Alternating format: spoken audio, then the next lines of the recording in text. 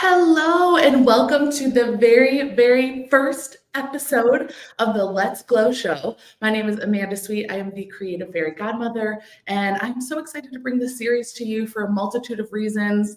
Just to kick us off, I love talking to people, and I have some beautiful, wonderful, amazing friends that I want to share with all of you. So this is why we're doing this, just to share the wealth, share the knowledge. And if all of my friends can be glowing and shining brightly, then you can too. And that's what we're here to do. So I want to invite my beautiful friend, Christina Fair. Thank you so much for doing this, waking up bright and early. Tell the people a little bit about yourselves and what you do, because you have so many titles.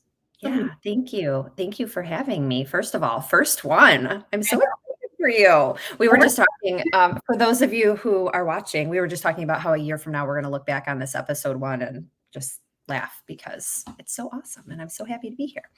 A little bit about me. I am a mom. I have 2 kids. I have a senior boy who is 17, Liam. He is graduating, which is just wild. I have my daughter, Annabelle, who's 12. She's in 7th grade. And I have an amazing husband named John, who maybe we'll see him at some point in the future thing. Who even knows? Let's see what else. I am currently running 2 companies, the first of which is called Reconnect Detroit. I'm the founder and CEO there. We launched Reconnect during quarantine and had an initial focus on corporate team building events virtually while things were, we were obviously, it was pandemic and we were all working from home and saw a need to help people. Through time, that has naturally morphed into cohort-based coaching for women. So I bring groups of women together, whether it is for a bunch of women who are all at one company, and the company will put all of their ladies together through a cohort. Or sometimes we have groups of friends that will do it. Other times there's just random folks who want to meet other women who are kind of in a similar life space, and I pair them all together in a cohort. And we go through everything from how you want to show up to the world, to how do you use your voice in male-dominated situations, how do you coach other people sideways, up and down, just lots of really good stuff. And that makes me feel good. And then I also am a co-founder and COO of a software company, a SaaS company based out of Bamboo offices, Royal Oak in Detroit, called Hum. We are building software in the fiber internet space, so to accelerate deployment into apartment buildings for other internet providers. So a little bit of everything. All of the things. Yeah. All of the things. Yeah. And every time I'm around you, like you're just a ray of sunshine. Thank you. Smiling. Energy is there always, even when like you'll mention to me on the side, because we work in the same co-working space, you'll be like, oh, today's crappy, but you're still just like a ray of sunshine. And I just have to, like, the reason I'm doing this show is partially because of you. In the cohorts and you're just like, what's going on? Why are you not doing all the things? Why are you not shining brightly like you always do? And we've gone through this, like, you've been right there with me through some of the up and downs that I've been experiencing through the last couple of years. I'm just really grateful to have you in my life. Thank you. And you've been the same for me, right? I think the important thing is knowing I went through so much of my life thinking that everything was supposed to be good all the time, and have learned through time now in my amazing 40s that it's not supposed to be great all the time. And to your point, like there are times that we're just having a bad day. And so to be intentional about surrounding yourself with other awesome people that can help lift you up on days that don't feel so great is key, I think, for all of us. So you do the same for me. You say something, you have an ism that you say a lot, and I cannot get it out of my brain. And it's my like literal mission for this next year. You're like, no more brute forcing. No more brute forcing. But you are like a COO, a CEO, a mom of like teenagers, like preteens, a wife. You're doing all of these things in a lot of male-dominated spaces. Like, how do you not brute force and like turn your toxic masculinity on internally that we've been so taught to do in those spaces?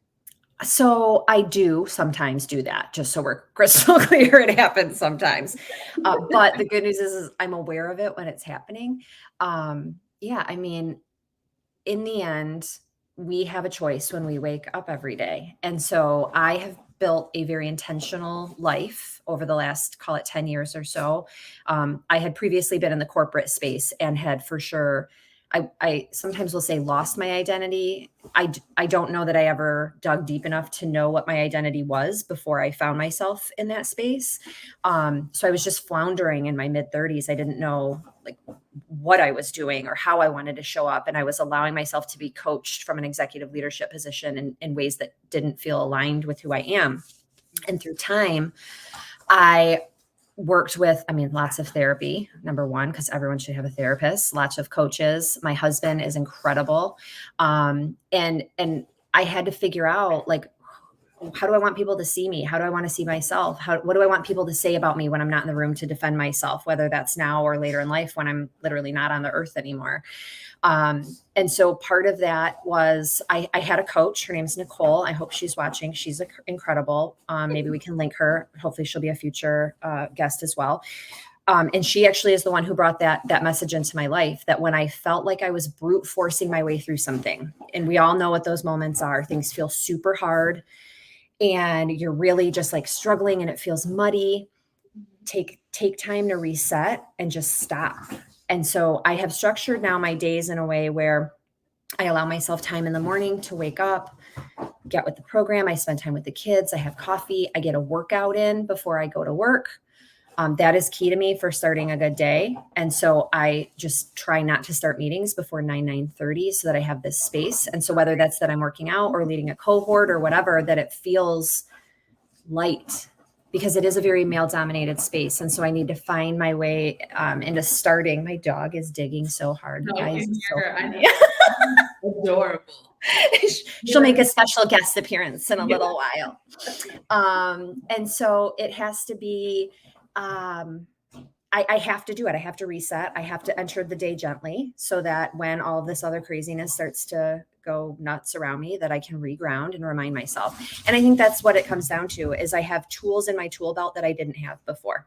Right. And that's what I hope for with all the women that are in my cohorts, is I just want for everyone to feel like you have the tools that you need to reset when things are hard, because things will not always be easy. Yeah. And I feel like the hard part is realizing that you're in the hard part, and then you need to like go get the tools. And I feel like you've been a blessing in that way, where you're like, I have a cohort and it just so happens to be like perfectly timed in my life. And I think part of that is because I've built a tool belt of people where it's like, I have people in my immediate surroundings that are launching things like leadership cohorts or empathic workshops and things like that. And even if it's not a skill that I have, I know that I have people around me. But for those of us that don't have like the people, the resources, the tools in our tool belt, if we don't even have a tool belt and we don't know which store to go to get it, you know, when you're going through the shittiest shit ever, like how would you even advise them starting? So the first thing is you have to find your people. And I think that should always start with things that you are already feeling, I maybe not even passionate about, because you might not even know what you're passionate about yet, but something that makes you feel good. So maybe that is doing crafts, and then you happen to stumble online to Amanda Sweet's Instagram and you see that she's hosting So Cute Craft Night on Monday nights. Plug for you. And so you just pop into one of those events and you meet other awesome people who like crafting, and then you become friends with them. For me, I've always been passionate about yoga, and I wanted to go to a yoga retreat that had been sent to me on Facebook. I didn't know anyone who would want to go. And so I did it publicly on my Facebook page. I put a note out and I was like, I want to go to this yoga retreat. Who wants to go with me? And there was this hodgepodge of girls, none of which, it was all kind of acquaintances, but no one that had really hung out before.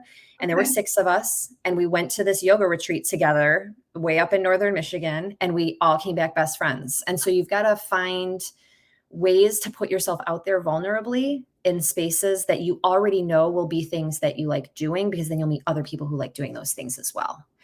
And then as you find those tribes of people, you can sort through the ones that help lift you up and the ones that don't. We've been in those spaces before where sometimes you can find the people who drain energy from you.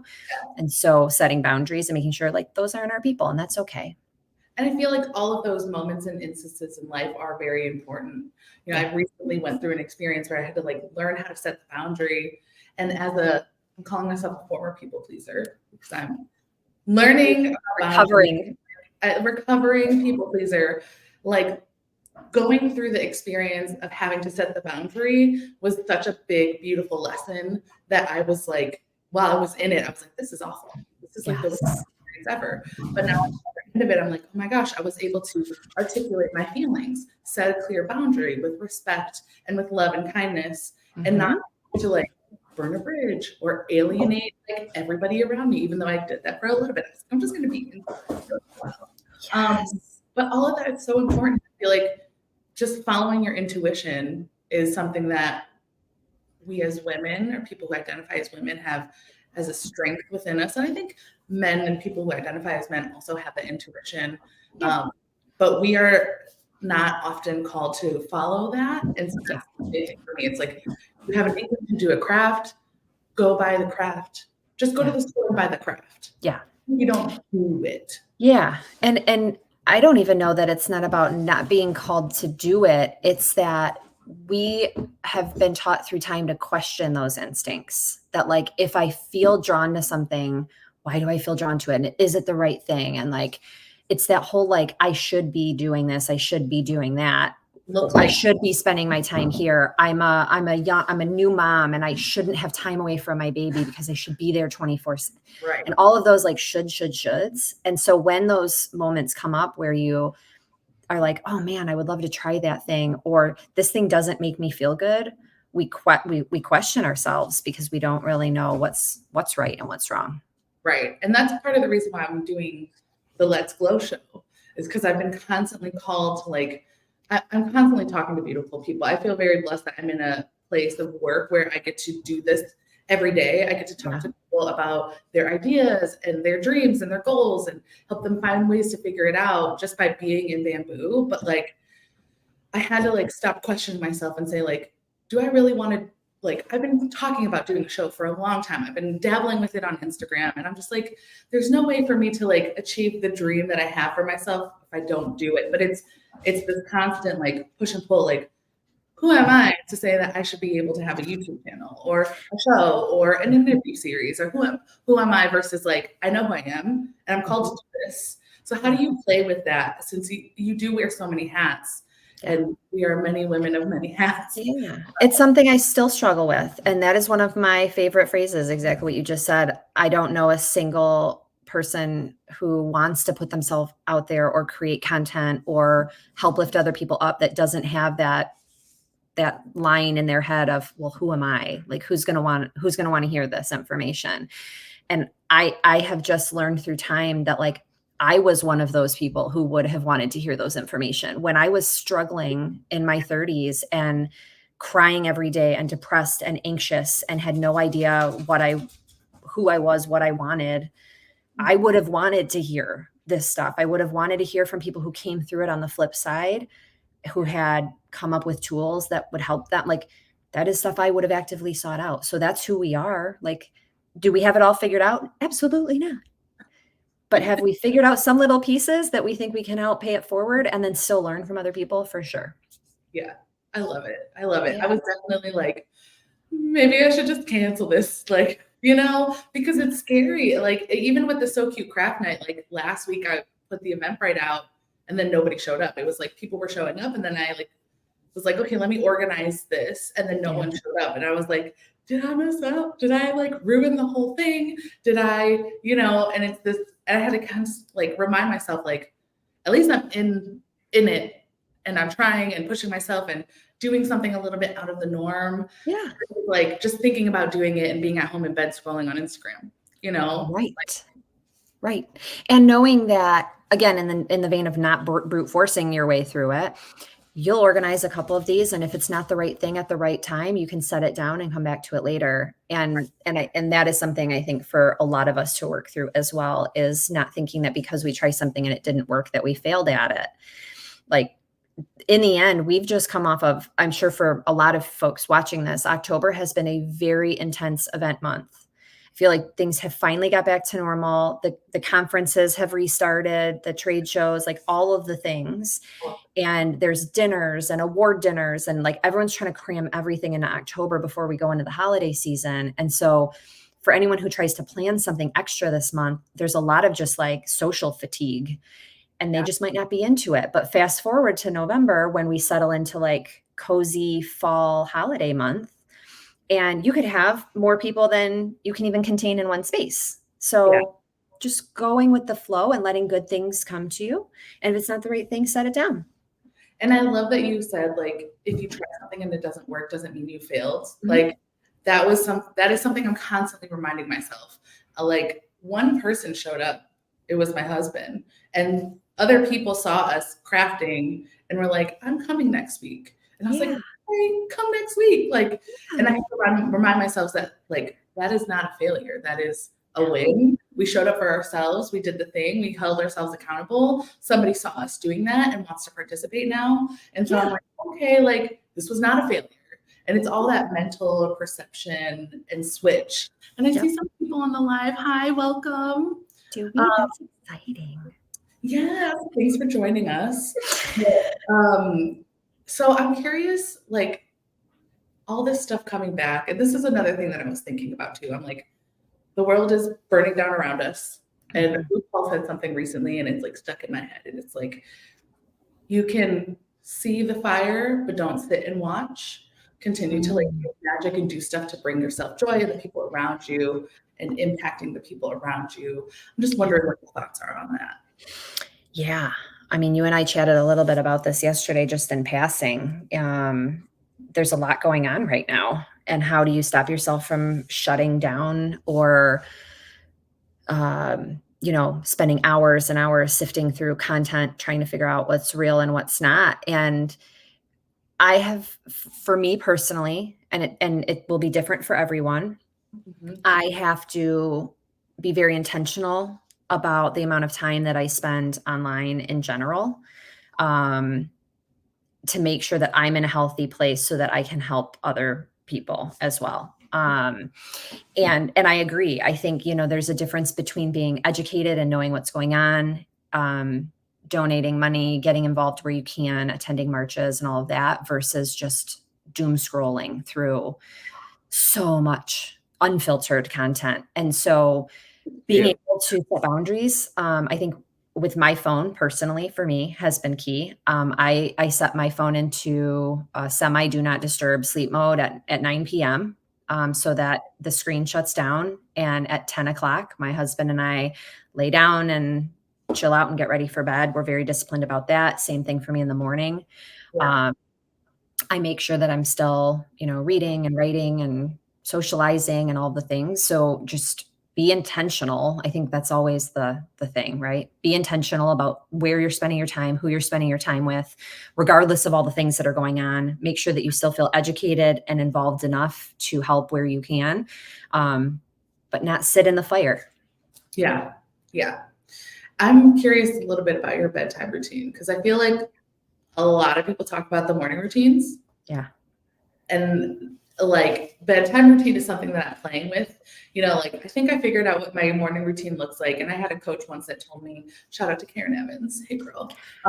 She was, if your routine is no longer working, is it time to like be in a routine of switching up your routines and knowing like which routine applies to which stress levels and how to activate that. And like, I've constantly been focused on, okay, then I'll wake up at 5, or I'll wake up at 7, or I'll wake up at this time, but never like wind down. And so that's something I'm playing with this year, is like, what's my wind down? So what's your like evening routine? Yeah, we are in a routine to the T. It is. And luckily for me, my husband is aligned, because we both need relatively the same sleep schedule and all of that. And we get up at the same time and go to bed at the same time, which I love. For us, that works. And so, yeah, we, I'm an advocate and firm believer in having dinner as a family. So our typical nighttime routine is, we get done with work around 5:30-ish, 6 o'clock. And I say done loosely because I'm an entrepreneur building a new business in a pre-seed fundraising round. So meetings are done at 5:30 to 6. I make dinner and we sit at the kitchen or at the dining room table and have dinner together. And then usually, because I have teenagers, they go off and do their thing for an hour or so. We come back together, watch TV, from, 8 to 8:45. My daughter goes to bed. And then, John and I will sit on the couch together and usually watch ridiculous YouTube things. Good Mythical Morning, Mythical Kitchen are our favorite. Yeah. Lighthearted things like Try Guy videos, so ridiculous videos, just like dumb stuff that just feels light. And although over the last 2 weeks, we are binging through Silicon Valley because pre-seed round and and so we'll do that for an hour. But again, like the phone shuts down at 9 and we are just together on the couch for an hour. Our son comes up, we all head upstairs at around 10. And then we use the iPad. We don't have TVs in our bedrooms, and we'll watch Bob Ross for about 15 minutes because he brings so much calm and joy. And then we go to sleep. I love it. Yeah, that's our boring routine. And I mean, it's also been a very social season. So we've had a lot of like events and dinners, and this weekend Halloween parties and all the things too. But that's the typical at home routine. I love that. I love the like 15 minutes of Bob Ross. 5 minutes of YouTube. Love it. And there is sprinkled in there between after dinner when the kids go to play video games or whatever, and Annabelle coming up. There's still more work usually in there and like catching up in the emails for the day and all of that. But I try, I think it is for me, I've got to shut everything down by about 9 so that I can start fresh again in the morning, knowing that it'll be a grind again. Right.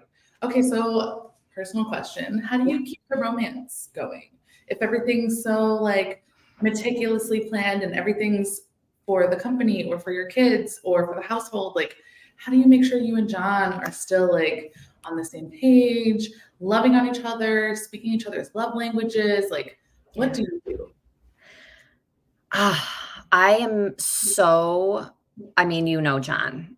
And for those of you who don't know him, it's hard to describe him on a YouTube session because he is so loving and so in tune with me, and he understands where I'm at usually before I do, which can be frustrating because he'll be like, we did start doing, first of all, that, I don't remember if it was Mel Robbins or Glennon Doyle, but the daily check-in where like, if I'm having a hard day, we now will be like, I'll text him and be like, I'm at 20% and I need you to show up well for the kids when you get home from work, and vice versa. Because there are days, I mean, he's a C-level leader at a huge company. And there are hard days for him and there are hard days for me. And so we have to communicate really well in that space so that we can show up the best that we can for each other and for the kids. So that's number one. But number two, I think we're both really in tune with when things feel hard or when we start to feel disconnected, intentionally setting a date night or asking for things that we need.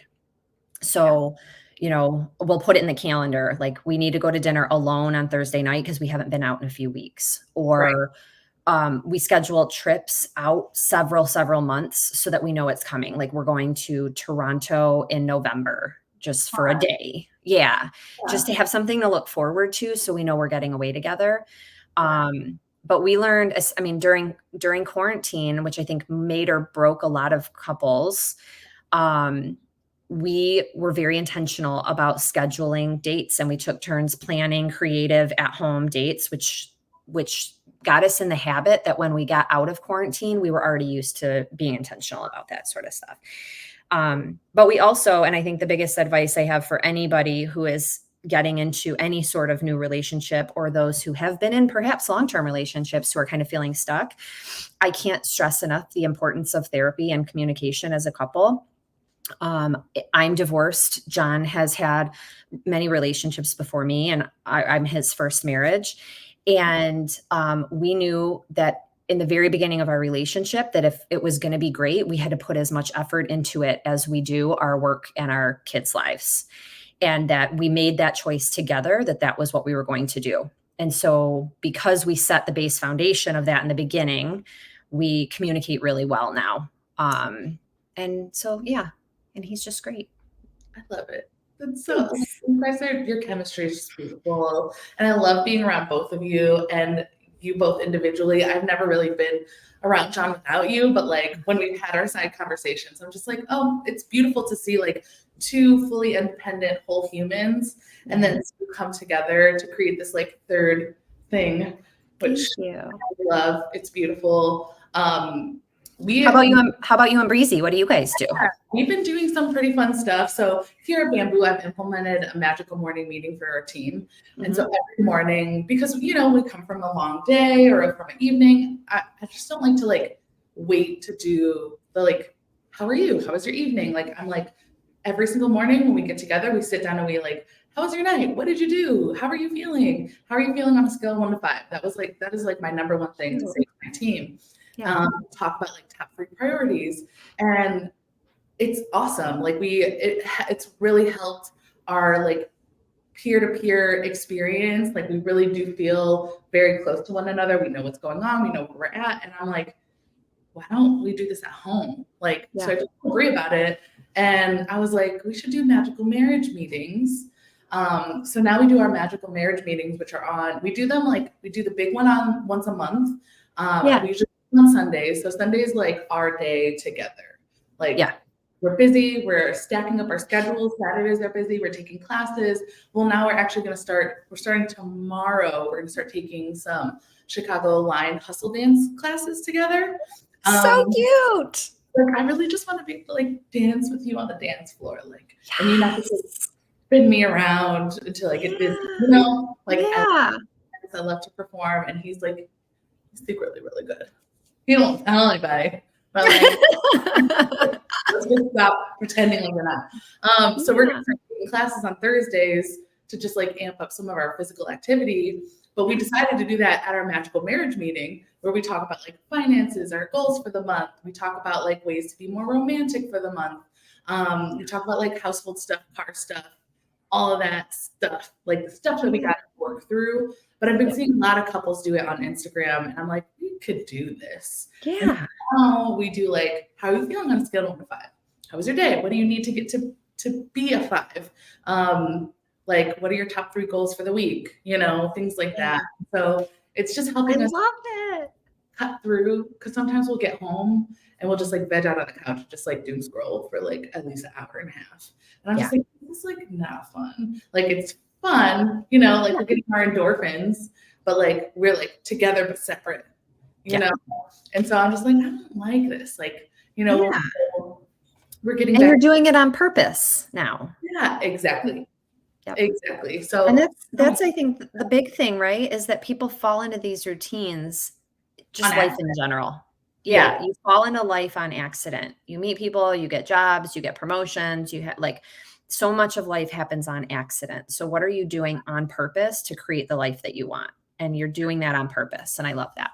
I know. And it's part of the cohort that really helped us. We've done as a couple some of the homework assignments that you've assigned us. So one of the ones that we thought was very interesting, that, we're in our 30s and we're married, but our parents never really talked to us about planning for our death and talking about from your end of life to now and kind of planning your way out. And that was the first time we've talked about it, we should be writing a will, and we should be making a trust, and we don't own anything. So it doesn't really, everyone should have a trust. Yeah.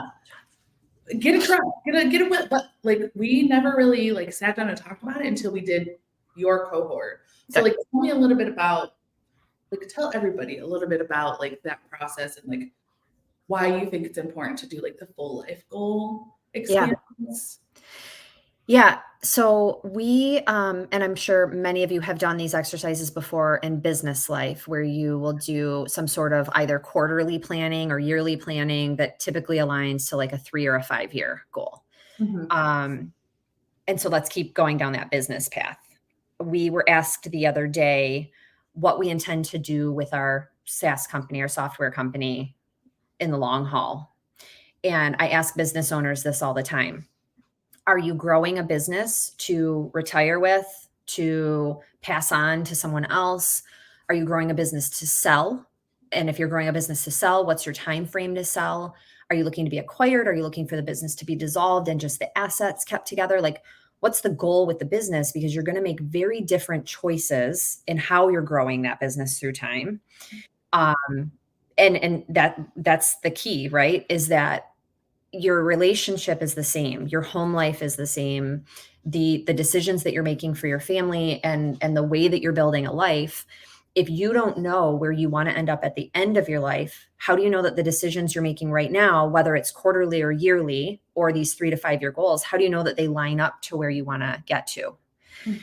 And so how can you carve that time out to figure out what you want the end of your life to look like, and then start to back that into tangible goals that you can start to achieve now? And so financials always are a big one with that. You know, a lot of the folks I work with, they want to, at the end of life, so many of us have watched our parents struggle in retirement and living off of Social Security, and we don't even know if Social Security will be a thing. Right. And so what are you doing? We're most of it, like, we're in midlife now. Like, what are we doing now to make sure that we're not living that Social Security paycheck to paycheck at the end of life, that we're not worried about living off of Medicaid to find a place to live and all of these things that I went through with my dad before he passed. And so setting goals and milestones along the way. A lot of the goals I think that I hear people talk about is like, I want to be able to travel. Yeah. It's always a big one. I want to be able to travel at the end of my life, and I don't want to be worried about the finances to do that. Okay, so set up a travel fund right now. We have our financials all carved out into different buckets. My husband's a car guy, so he's got a car bucket. We've got a travel bucket. We've got our taxes and insurance bucket, because we're responsible people who pay taxes and insurance. And we have money out of paychecks that goes into each of those buckets, so that we're intentionally saving for those particular things in addition to end of life savings. Yeah. And that way, when those buckets fill up, we get to go on a trip. Yeah. And that feels great because you hit a milestone, right? So again, it's doing things on purpose to get to where you want to get to, and to create this space for yourself that 50 years from now, you're looking back and you're like, I did this. It didn't happen on accident. I made this happen. Yeah. Labrie loves to say adulting only takes 15 minutes. Yes. He's like, you only have to adult for 15 minutes and then you can go back to playing again. Like setting up like automatic transfer. And that's something that we're trying to do, but like, you know, we're still kind of fumbling through it. And I think, so we're at a point in our life where we're like, we think we need a financial advisor because we don't really know how to use money as a tool. We know how to earn money in a job, and we know how to earn money in a side hustle, and we know how to spend money. We know how to pay bills. But we're like, we don't know how to use money as a tool. And so that's where we're feeling like we don't really know what to do next. And like, just from your experience, not necessarily expertise, but experience or expertise, like, how do you advise a young couple, like finding the right advisor? Because I feel like I'm fumbling through that. I'm like, I don't really like this person's vibe. And then I'll go another couple months, and then I'm like, oh, we should probably do this. And I'll try and find someone else, and we'll meet someone. I'm like, I don't really like their vibe. And months will go by. And so now I'm looking back and I'm like, it's been 2 years since we've been talking about this, and we haven't settled on a person. We still are, by the way. Like, we still haven't found our person. So by the way, if there's anyone watching who like thinks they can help with this, let us know. Yeah, this is something we still struggle with. Okay. We and yeah, I think that's exactly it. Our parents taught us how to pay bills. For us, it was like with checks and balancing a checkbook. Like, that was all I knew coming out of college. And right. Yeah. You're a little younger than me. We balanced the checkbooks. And then now, we are now teaching our kids to manage money differently based off of the things that we learned. And that is the interesting thing, right? You do the best that you can with the tools that you have in your tool belt, and you arm the next generation with better tools so that they can continue to improve and iterate on the things that you effed up. Right. And so for our son, we're teaching him all the things that we learned not until our 30s and 40s. So he can start now at 17, and he wants to buy a house by the time he's 19. And he's intentionally, on purpose, saving money for that, because that is something that will build him wealth. He can rent his home to all of his friends that are going away to college when they come back and they're all broke and trying to find jobs. And then he can go on and buy the next rental property. That is not something I would have ever thought to do. No. And so how can we get creative? And I think that's the fun part of this financial world, is we've always looked at it as this, like, it takes 15 minutes to adult. Like it's not fun, but it turns out that there's so much fun stuff you can do with your money to build wealth over time. I didn't know until now about investing in other companies as an angel investor, and that you can succeed based off of the success of companies that you help to grow. And so if you're sprinkling a little bit of money here and a little bit of money there, eventually one of them is going to take off and you're going to make money on that. And so whether it's rental properties or a side hustle, and you're squirreling away all your side hustle money, which by the way, I think everyone should have a side hustle. Yeah. Something that is yours that you can grow through time, and you can squirrel away that money outside of your salary. But there's so many creative ways to do it. But yeah, we still are trying to figure out, like, for outside of those things, the proper ways to invest cash. And so, yeah, let's stay in touch about that, because I'm sure we'll find someone.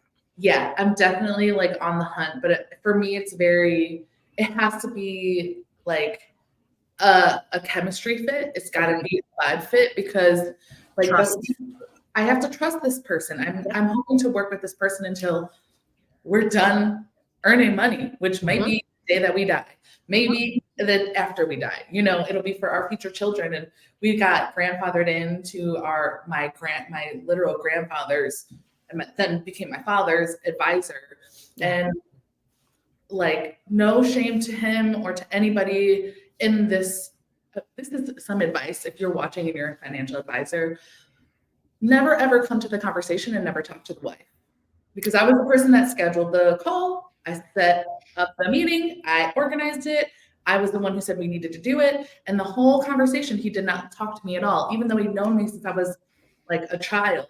No. But he talked to the person in the books that looked like the person that was making the calls. But I'm like, you can ask LeBrew right now.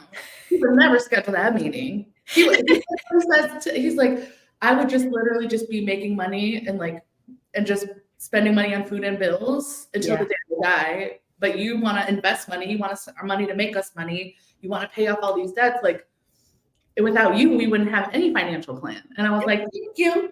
Yeah, thank you very much. Like, and I'm going to say that, I'm just going to say generality is probably the wife anyway. That's making sure that they're happy. Just like, in most cases. That's a generality, and that's a very like general, like bold statement to make, but like, never look at the partner that's not making more money less. Correct. Because they're bringing things to the table. Yeah. Either way. Well, and looking at John and I's situation, he does a great job of reminding me. He does well in his career. He's in technology and has built a great career for himself. I'm in the startup space, and that it looks very different financially. Right. And John reminds me all the time that he is building for us for today, while I'm building for us for tomorrow. I'm building for us for future us. And so I should never feel like I'm bringing less to the table, because I'm building our retirement plan.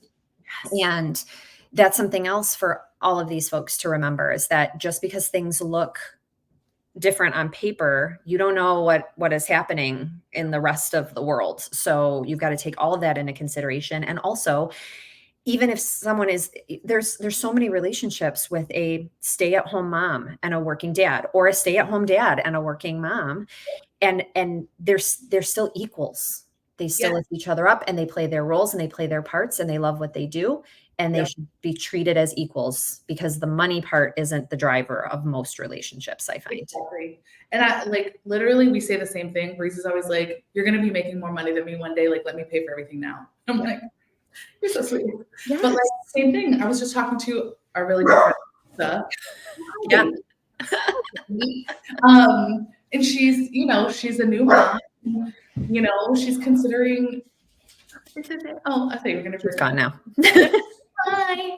But she's sharing some distresses with me about her feelings about working and being a mom. And she's like, I just feel like I'm not bringing enough to the table. I'm like, woman, you grew a human out of your body. I'm sure you're making sure you guys are getting fed well. I'm sure you're making sure the house is being maintained, and you're working, and you're a mom, literally pumping. You're like making food from your body. Like, what do you mean you're not bringing something to the table, even if it's not? And the mental load. We talk about that. Mental load. Yeah, mental load along with the physical load is just, there's so much. There's There's so so much. much. And like even without children, as just like I feel like I'm in a very like stereotypical heterosexual relationship with my husband. Like it's like, Yeah. he's an engineer, he works his 9 to 5. I also work full time and I have my side careers, but I'm like, I like to make sure the inside of the house looks beautiful. I do the grocery shopping, I do the meal prepping and planning. And then there's also, and this we're gonna get real personal real early, but I'm also like, okay, I have to think about like his physical experience. Like, is he pleased? I need to make sure he's not like gonna leave me. And I have this like voice in the back of my mind of my mom saying, like, the voice.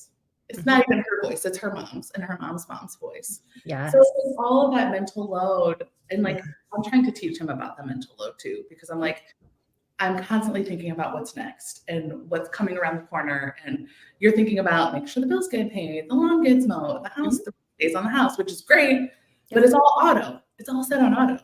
Yeah. And it's predictable. For me, Yeah. Yeah, John carries a lot of that financial mental load for us. And I think that's the main piece of it, right? When it comes to that relationship is understanding that you both carry your own stuff and you're both doing in an ideal world. This is not the case in most situations, just in situations like ours where we have equal partnership. Yeah. I carry mental load around the kids' schedules and dentist appointments and making sure they're getting picked up from school and grocery shopping and meal planning and all the things. He's carrying this financial load and burden and making sure that all the things that we need are covered and paid for so that he is affording me this space to be able to go and build something. And keeping the house up, and this is breaking and this is flooding and we've got freaking ladybugs all over the back of the house right now. And like, wait, can I just take that? In the Filipino culture, ladybug means good luck. Well, that's good because there's like 8,000 of them. Know that something good is coming around. And it's better ladybugs than like any other. Well, I think technically they're Asian beetles. I don't know they're the little orangey guys, and they're like trying to come in the door frames. But like still, anyway, the whole point is that just put it in your head that it's good. It's weighing on him, and so I think that's it. Is to your point about like what keeps the relationship good, like understanding that I carry a lot and he carries a lot. And I also had to learn through time, and I know this is something that you've worked through as well, is not martyring or brute forcing my way through it as well. Like this morning, I was going to take my daughter to school. She has to be at school at 7:40. It's 5 minutes away. So I was going to take her to school and race back and get on here by 7:50. And he was like, I'm just going to take her to school. And I'm like, why didn't I ask for that? Right. And I tell women that all the time. I'm like, did you ask? Because it's something that you just normally do. And so how do you expect someone else to know that it's weighing on you, that you need them to do it? And it's like, well, he should just know. No, he shouldn't. Just like I shouldn't know that our backup sump pump might be like, there's all these things that I don't know what's going through his mind. He doesn't know what's going through my mind. So ask for the things that you need help with. And that took me like 40 years to figure out. I will never forget the first time I asked that man to go get cream cheese at the grocery store. I had to like force the words out of my mouth. We had just started dating. We were hosting a party. I ran out of cream cheese. And he had kept saying to me, if we're going to be together, I need you to include me in your life. You are used to solo momming all the things. I need to feel like part of the family, or this isn't going to work. His love language is acts of service. And so I was standing in the kitchen and I'm like, will you please go to the store and get cream cheese? And he went to the store and he bought like 7 kinds of cream cheese and he filled my car with gas and he came home with flowers and was so excited that I had asked him to do something. And it was this pivotal moment for me where I was like, I don't have to carry all this crap on my own anymore, but I have to ask him for the things that I need. You're setting each other up for failure if you're not doing that. So I'm like, I want you to win, especially if I find myself where I'm like, this bothered me. The fact that Libri and I went through this experience. There was one time, he'll laugh about this if he listens to this. There was one time where I asked, like I was in the passenger seat, I was being my passenger princess. And I was like, can you fill up my tank? And he was like, well, I'm not going to pay for it. And I was like, excuse me? Like, excuse me. We had this, I had to like think this, I'm like, why does this bother me?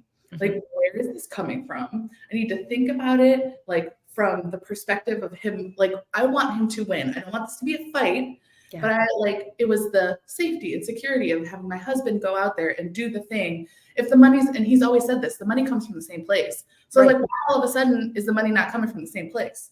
Yeah. If it all come from the same place, then like, why is this the one and only time you've ever been like, are you going to pay for it? He's never done it before, never done it again. Now he like will always fill in the gas tank because it was like a whole big thing. But I was just like, I want you to, I want you to feel like you can like serve me and care for me and protect me in the ways that I want to be protected. Here's the ways. And it was as simple as I didn't want to go outside in the rain in the middle of the night by myself. You know? Yeah.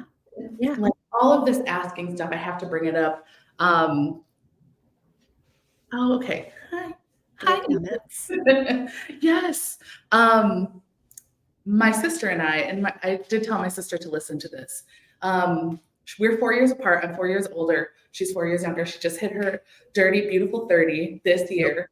And I, like 2 or 3 weeks ago, I kind of like dropped a bomb on her. I was just kind of like, I don't like the way you're talking to me. I don't like the way I feel when I talk to you. I don't like the way I'm feeling after I talk to you. It's hurting my feelings. And I like this long text messages, long messages. Yeah. And by the second, third long text message, I was like, I have not told you what I need as an adult to be loved. So you're just doing what you've always done. And now I have to take responsibility for that lack of her understanding of what I need. But it didn't happen until I was like, that fucking hurt my feelings. I did not like that. And saying it to her and not to my mom or my husband and being like, I don't like this. This does not make me feel good. I need you to love me better and I want to teach you how to do it if you're willing to listen. So by the third or fourth text message, I was like, oh, fuck, I didn't do my job to telling her like, this is how I've become and evolved as a human now that we're adults. You're coming to the table wanting to have a relationship with me. None of my other relationships work like this. And I want us to fix this because I love you and I care for you and I want us to be friends. And by the end of the conversation, which I thought was going to be like, we're not going to talk for weeks. This is going to be a big, huge blowout. It was like, I'm not going anywhere. I want to teach you. I'm willing to teach you if you're willing to listen. I still love you. I still care for you. You're not an awful human. I'm not an awful human. We're just trying to figure it the fuck out. And it was, by the end of it, it was very lovey-dovey. And we're actually going to meet and have dinner today and talk about it. And like, I was like, oh, like I have to tell her that I need XYZ, because if I never tell her, then I can't just assume she knows. And she even said it. She's like, I can't read your mind. And I'm like, I don't want you to read my mind, but I do want you to ask me what's on my mind. Yeah. You know, if you don't ask me, then I'll never tell you. But I was like, oh, wait, no. Yeah. It's how so many relationships fail. I mean, I say the same thing about my ex, his part aside, not worth getting into. I said after, I never asked for what I needed. And by the time I did, it was too late. I was already shut down. And I've talked to a lot of women who can relate to that as well. It's one thing to have, arguments and you're in the heat of things and you're asking for things that you need when you're not in the right headspace. But to sit down and set those boundaries and say, this is what I want our marriage to look like. This is what it looks like today.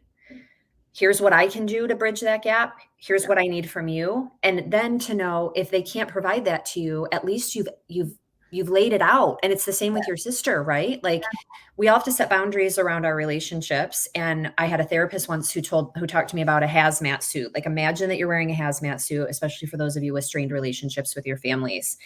And you walk into a birthday party for your cousin and that little toxicity dial is fluctuating.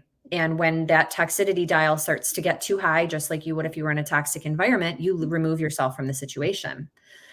But you have to be able to set those boundaries for yourself, know what feels good, know what doesn't, and communicate those things out if you want to have a relationship with that person, because otherwise it's never going to work. not. It's so simple, but it's simple, but not easy. That's another breezy. It's simple, but not easy. And it was very hard for me to just say, like, it makes me feel sad when, but I had to like put it all in perspective, and I had to lay it out in a way that she could win. Yeah. I had to like put all of those things in. I'm like, all of these conversations that I've been learning how to do with Labrie and stuff like that. I'm like, I want us to come out on the other end on top, both of us. Yeah. And the only way that you can win is if I teach you how to win with me, and vice versa. And it's like, again, it's so simple, but not easy. And simple to talk about, not easy to do. Yeah. And I feel I'm patting myself on the back, and I'm patting my sister on the back, because we both were like, we're coming from a place of hurt and uncomfortable. Yep. But we're also coming to the table like willing to change, wanting to change, wanting the relationship to blossom and grow, and all that beautiful stuff. And that, going back to it being on purpose. Yes. Sitting down. We did this exercise, I think, in one of the cohort sessions. Maybe not. Maybe I did it in a one-on-one session with someone. But if you sit down, if you have one of those strained relationships, and so you're trying to figure out, like, should I have the conversation? Should I hadn't have the conversation? The main part of it is on you to sit down and write down what you want that relationship to look like. Imagine 10 years from now, or end of your life, what do you want your relationship with your sister to look like? Yeah. And that's different for everyone. And it can be different based on your history and things that you went through. For some people, that looks like, I just want to be able to be around them at holidays. Yeah. Great. Then you'll make intentional decisions now to line up to, I want to be able to be around them on holidays, versus I want my sister to be my best friend. Yeah. Your actions now will be very different. Yes. when you're trying to build that sort of relationship. So it has to start in any relationship with, what do you want that to look like? And what should you be doing now to make sure that that's the situation that you're building? Yeah. And for some people, that just might be cutting it out. Yeah. And they don't have a place in my life. That is also a fair decision. That is also your decision. Totally fair, valid, 100% like what you should do. And I feel like I know a lot of people that have gotten no contact with people in their family, other relationships. I have some people, not necessarily family relationships, but like people in my external, where somebody told me like, oh, you don't want to burn this bridge. This person knows a whole bunch of people. And I'm like, this person does not make me feel good anytime in their presence. And I'm going to choose to go no contact at all. Yeah. And that's for me, to protect me, because at the end of the day, like I say this all the time, we have to be selfish to be selfless. And so we have to create the boundaries and the environment and the world that we want to live in that makes us feel good, so that we can give back as much as possible from a full cup, not from an empty one with a hole in it. And as a woman, to know that how your body feels when you enter those situations matters too. Like, you can have people that are saying the best things and have the best intentions, but you can walk in a room and you feel gross. And your tongue turns, and you're at the back of the hair on the back of your neck stands up. Like, for me, it's my teeth. Oh, really? Tell me about that. Yeah, I get like, I get tingly teeth. My teeth hurt if there's bad energy in a room. I feel like I get really hot. Like my cheeks get really hot, and like my ears, I notice that I think too much. I'm not like, if I'm in a social setting, I usually am not thinking. Like, that's where I'm like my most present. I'm like here, I'm present. I'm not in my head. I'm like very much in space. And like, if I'm around someone and I'm in my head, I know that that's a weird thing. I'm like, I shouldn't be here. I should be like here, but I'm here. Why? Yeah. Get out. Jump ship. I'm like, time to go. Oh my gosh. Okay. It's almost the next hour. We got 6 more minutes. Oh my God. This is what happens, by the way, everybody, when Amanda and I just hang out on the regular. Talk. We're just like, what happened? 2 hours passed.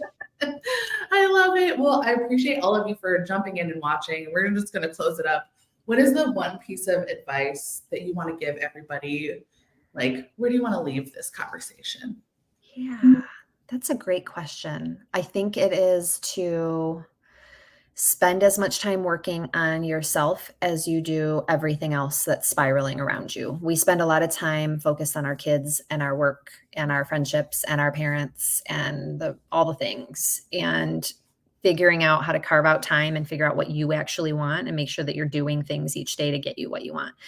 What brings you joy? Do those things. Make a list of 50 things that bring you joy so that you can pull off that list when you're having a bad day. And sit through the feelings and just spend time with yourself, get to know yourself, and know that the older that you get, the better it gets. I think that there are a lot of people on this call who would know. I mean, I'm in like the perimenopause situation, which is just a wild time, and things just keep getting better. And so just spend some time with you, get to know yourself, know the things that you love and want, and go get them. I love that. And reach out to us if you want to hang out with fun people, and go to Amanda's So Cute Craft Night because you'll meet other great people there. I love you. I love you so much. I was literally going to say that. I was like, find people that make you feel ooey gooey inside. Like, make me feel like, find your people. If you don't know how to find the people, find the things that bring you joy. Go do them. Sign up for the class. I feel so lucky now when I walk into a room and I know so many incredible people because I did it on purpose. And I walk in and I'm like, oh, this feels so good, because there are hard days and you need to remember that you're not alone, and have people around you that can pick you up and remind you that you have the discipline to fix your shit when you are stuck in it. Fix your shit. I did remind myself of that too. I'm like, we're not alone. Like when nobody showed up, I put in quotations, when nobody showed up, like Labrie showed up. And my husband showed up. My husband showed up. Like, he showed up 15, 20 minutes late with plates and utensils because we didn't have any, but he showed up, and other people showed up, and people showed up online. And I had to like stop focusing on the people that didn't show up and put all of my attention on the people that did, including myself. I showed up. And remembering that's what's for you will not pass you. So in that moment, the universe just wanted you and Breezy to spend some time together and make cute crafts. And next week, it might want for 25 people to show up. So who knows? And it's like that for everything. What's for you will not pass you. I accept that wholly, fully. Oh, I love you too. Oh. Well, we really appreciate you for listening. Christina, where can people find you? That's a great question. I don't really remember what my Instagram is. Be Fair, Be Kind, or you can just find me as Christina Fair on LinkedIn, Instagram, Facebook, all the things. Or you can email me at Christina@reconnectdetroit.com. My website is reconnectdetroit.com. And that's it. Thank you so much for having me. I love you so much. I'm so proud of you for doing this. You did the thing. You did the thing. We did the thing. It's happening. I appreciate you for being my first guest. Thank you all for joining us. We'll be back next Wednesday live. My name is Amanda Sweet. I'm the Creative Fairy Godmother, and this is the Let's Glow Show. Have a great rest of your week. Bye, everybody.